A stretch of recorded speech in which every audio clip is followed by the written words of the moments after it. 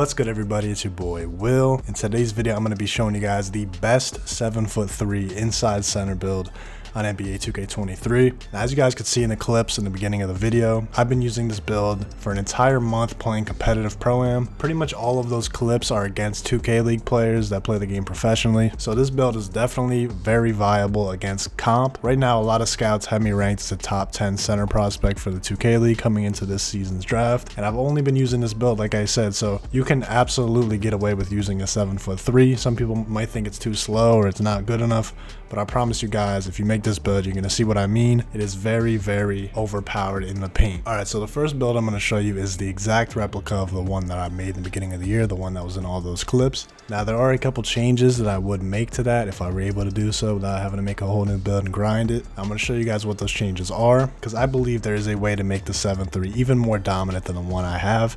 And you can see in the clips that that one is very good. So obviously for position, it's going to be a center. Now, the build that I made in the beginning of the year, I went with 234 as 81 wingspan maxed out, 7'3". You want to go with built for any center build, in my opinion. I'm going to explain to you guys what I would change. The problem with the way I have this build set up right here is, as you can see on the top right, you only get 16 finishing badges. My thought process in the beginning of the year was that's no big deal because I can just put an extra badge and get up to 17. Once you get to that 17 badges, you should be able to core a tier 3 finishing badge on gold, and then you can get a second one on gold in tier 3 with those core badge points that you saved, if that makes sense. The problem with that is there's a glitch in the game right now where unless you have 17 finishing badges when you make the build right here in the builder, you can't core the gold tier 3. There's a million people on Twitter trying to get them to patch it, but 2K hasn't said a word about it.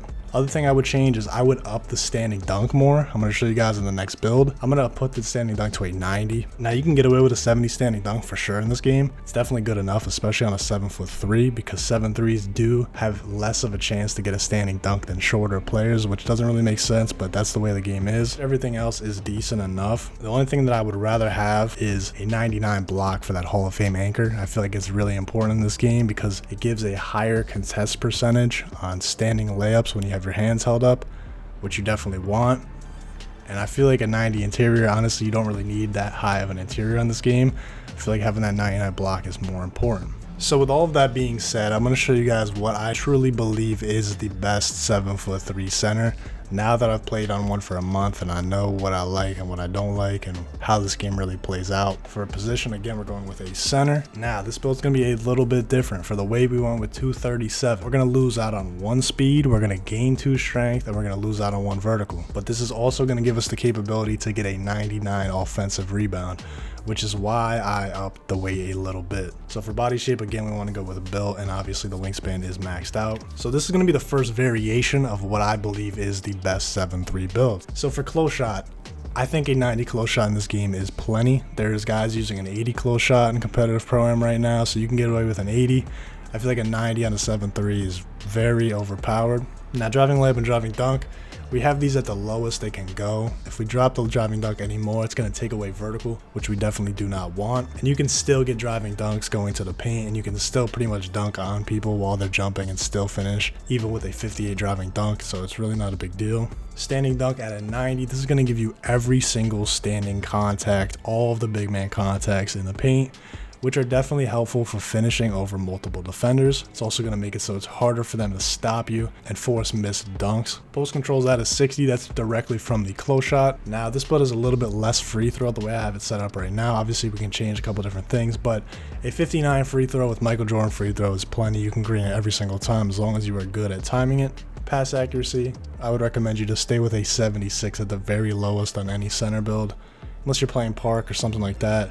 For Proam, you definitely want that gold break starter, so you need that 76. Ball handle, you cannot change that or it's going to drop the pass. I went with an 87 interior. This is going to give you 31 defensive badges, so you don't want to drop that. You don't want to drop the perimeter at all because that's going to make you lose a badge as well. I want to keep the steal at a 60 because the lanes in this game on a bronze interceptor build aren't very good, especially having a low rating, so I want to keep it as high as I can. Now, the main difference, besides the standing dunk, is you can see this build has a 99 block. Now, a couple different people have tested out Hall of Fame Anchor and how good it is. If you guys didn't know, Anchor is basically Intimidator and Rim Protector in one. So it's going to make people miss more dunks, and you're also going to be able to get more blocks. I would highly recommend you to get 99 block on pretty much any inside center build if you can manage it. And then also in this build, I got a 99 offensive rebound. We're already 7'3". We're gonna have a 99 offensive rebound. It's gonna be really hard to box us out and get us off the glass. And then I went with an 89 defensive rebound. Now, if you drop this, you lose a badge point. That's why I have it where it is. Now, the main reason why I went with an 89 defensive and a 99 offensive is because on defense, I'm mainly guarding the corner. So there's going to be somebody in the paint already boxing out when we're on defense. So I'm just going to have to come in and get pretty much a free board more often than not. And then on offensive side, we're going to get the best animations possible. And then for the physicals, like I said, we lose 1 speed, but we gain 2 strength. And honestly, the only downside to this build is that it's a little bit slow. So you're going to have to probably guard the corner most of the time. You can guard pick and roll here and there, but you mainly want to stay in the corner on defense. Strength up a little bit from 75 on my other build.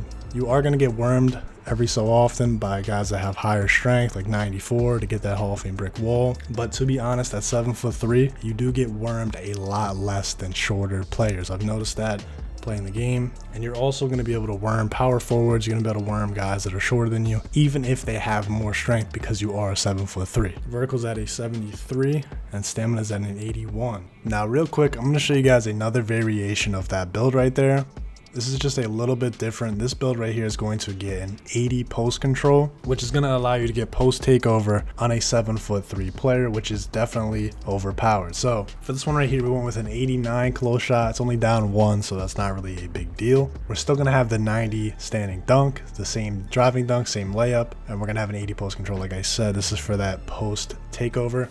You're also going to get things like gold drop stepper. You're going to get Hall of Fame post spin technician. Both of these things are definitely useful playing 5v5. Now the free throws at a 58, again, that's good enough. Same thing with the pass, we want to keep this at a 76. For the defense, we did lower the interior defense down to an 81 to be able to get that 80 post control. So this is mainly if you want a more offensive 7'3". It's going to have a little bit less interior defense, but you're going to be able to get post takeover, and you're also going to be more dominant with drop steps, post spins, different things in the paint, trying to get a bucket. And a lot of guys right now in Pro-Am are going with around an 80 interior or even less on center builds. So you definitely can get away with having this. It's really not a big deal, especially because you have that Hall of Fame anchor, which definitely matters more than interior defense in this game from what I've tested out and what I've seen. And again, this build is going to have an 89 defensive rebound. You could bump this up to a 90, but I really wouldn't go much higher than that. For the physicals, same thing, pretty much all maxed out. We're going to have an 87 stamina on this build. So pretty much the only difference is losing out on a little bit of interior, and you're going to be able to get post takeover, like I said, as you can see right here. And you're also going to get 20 finishing badges. So you're going to have a little bit more finishing badges to be able to put on things like, again, drop stepper, post spin technician. So either go with the less post control, more interior build that I showed you first, or you can go with this one right here if you want more finishing. Now, I really hope this video helped you guys out. There is definitely a lot of good builds in this game. You can pretty much go with any height from 6'11 to 7'3 and be effective with it. But if you want to make a 7'3", these are definitely two of the best ones that are possible. Make sure you like, comment, and subscribe. I appreciate you so much for watching. You guys have a great day. It's been your boy Will. Peace.